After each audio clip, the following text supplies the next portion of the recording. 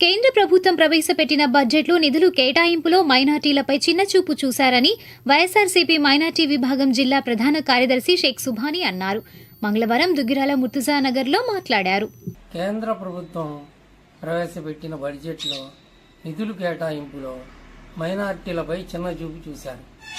కేంద్ర ప్రభుత్వం 53,000 లక్షల కోట్ల రూపాయలతో పార్లమెంట్లో ప్రవేశపెట్టిన ఈ బడ్జెట్ వలన కార్పొరేట్లకు తప్ప సామాన్య ప్రజలకు ఆశాజనకంగా ఏమీ లేదు. తీవ్ర నిరాశకు గురి చేసింది. బడ్జెట్లో మైనార్టీ మంత్రిత్వ శాఖ కేవలం 3,400 కోట్ల రూపాయలు కేటాయించింది.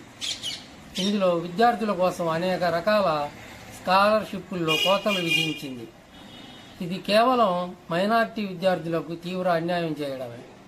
మైనార్టీ విద్యార్థుల కోసం మౌలానా ఆజాద్ నేషనల్ ఫెలోషిప్కు తగిన నిధులు కేటాయించలేదు. ఇది శోచనీయం.